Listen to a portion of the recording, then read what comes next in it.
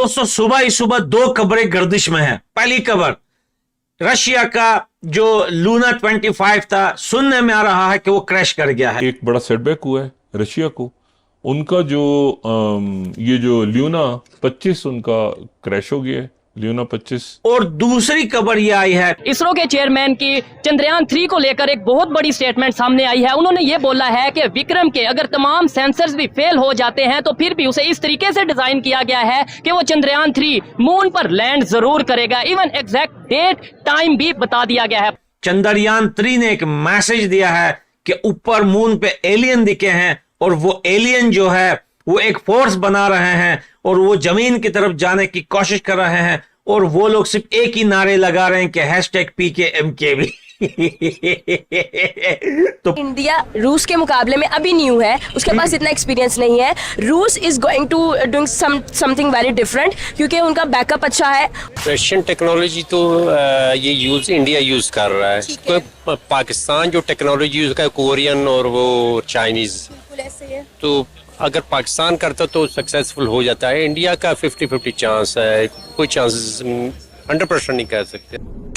निकल पहली फुर्सत में निकल। सर मेरा आपसे एक छोटा सा सवाल है, अगर पाकिस्तान में बात की जाए नरेंद्र मोदी की तो इतने पॉजिटिव वर्ड्स देखने को नहीं मिलते। आप किसी भी इस्लामिक कंट्री की बात कर लें, पाकिस्तान को निकाल के तो वो उनको as a guest of honour अपनी कंट्री में इनवाइट कर रहे हैं। क्या वजह है कि मुसलमान सिर्फ पाकिस्तान में ही बसते हैं या सिर्फ पाकिस्तानी मुसलमान ही तंग हैं भारत से, नरेंद्र मोदी से? पूरी दुनिया में और किसी को कोई प्रॉब्लम नहीं है उनसे? पाकिस्तान वाले की वैसे भी पड़ जाती है, मजाक कर रहा हूं बुकलाटी वालों, वैसे भी तुम लोगों की पुस्की निकल जाती।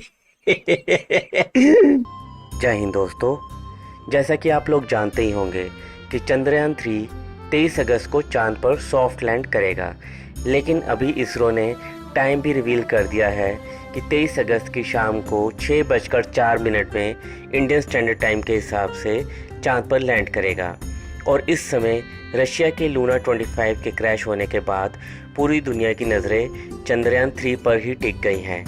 लेकिन लूना 25 के क्रैश होने पर कुछ पाकिस्तानी बहुत दुख मना रहे हैं कि चंद्रयान 3 से पहले रशिया का लूना 25 को लैंड करना चाहिए था। अब कुछ ऐसे लोग होते हैं, वो दूसरों की खुशी में नहीं बल्कि दूसरों के दुख में अपनी खुशी देखते हैं। तो चलिए आइए देखते हैं आज का वीडियो कि पाकिस्तानी मीडिया और वहाँ की जनता इस टॉपिक के बारे में क्या कह रही है। और वीडियो शुरू करने से पहले आपसे रिक्वेस्ट है, अगर आप चैनल पर नए हैं तो चैनल को सब्सक्राइब करके बेल नोटिफिकेशन के बटन को ज़रूर दबाइए। तो चलिए शुरू करते हैं आज का वीडियो। जय हिंद, जय भारत।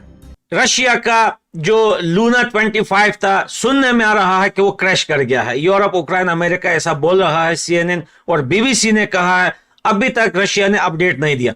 और दूसरी खबर यह आई है, चंद्रयान 3 ने एक मैसेज दिया है कि ऊपर मून पे एलियन दिखे हैं और वो एलियन जो है वो एक फोर्स बना रहे हैं और वो जमीन की तरफ जाने की कोशिश कर रहे हैं और वो लोग सिर्फ एक ही नारे लगा रहे हैं कि #PKMKB। तो पड़ोसियों, कतरे के बादल आपके ऊपर छाए हुए हैं। जमीनी और हवाई तरफ से तो आप लोगों को जकड़ लिया है अफगानिस्तान और हिंदुस्तान ने, लेकिन अब एलियन भी आ रहे हैं। तैयार हो जाओ रे बुकलंडी वालों। तो दोस्तों, बात ऐसी है कि चंद्रयान 3 अभी जो है लूना 25 जो क्रैश हुआ है, बहुत सारे लोग, काफी ज्यादा लोग, यानी पूरी दुनिया के लोग सब अब चंद्रयान 3 की तरफ देख रहे हैं। क्या वो रशिया हो, यूरोप हो, अमेरिका हो, देख तो पहले भी रहे थे, अब क्यों देख रहे हैं?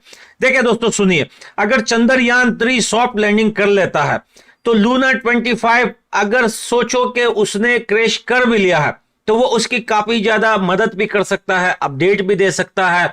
और अगर वो क्रैश नहीं हुआ, भटक गया है, गुलाटी मार ली है तो उसको ढूंढ सकता है, लैंडिंग करने में उसकी हेल्प कर सकता है, उसके अपडेट बेच सकता है, बहुत कुछ कर सकता है।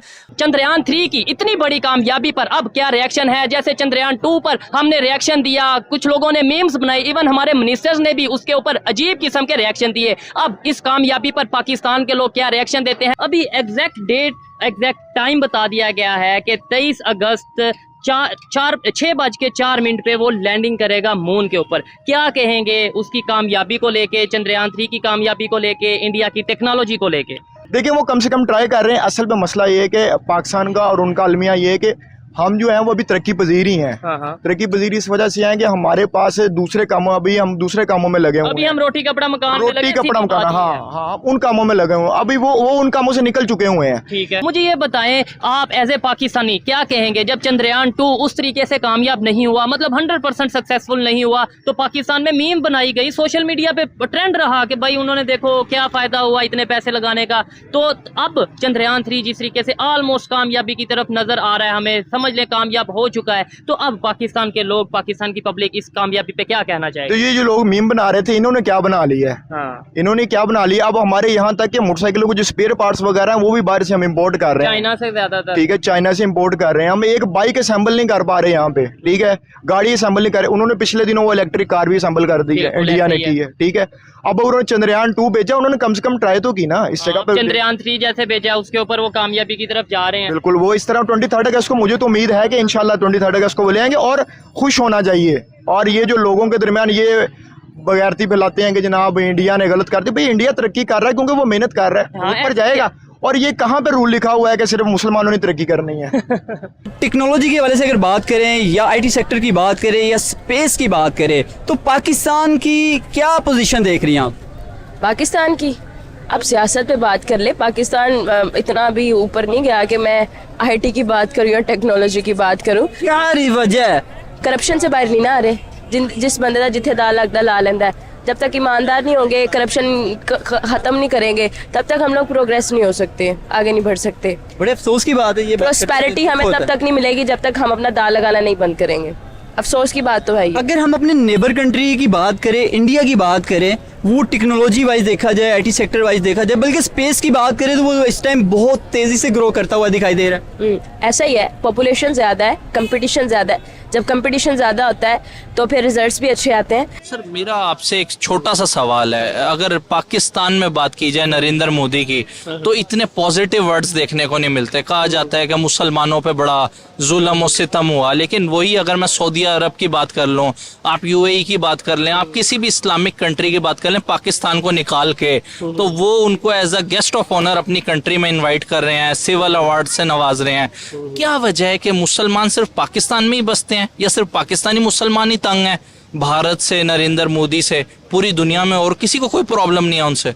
नहीं, देखिए मुस्लिम तो हर जगह पे है, हर कंट्री में है। ठीक है। और नो डाउट कि यार देखो मसले मसाइल हर जगह आते हैं। ठीक है।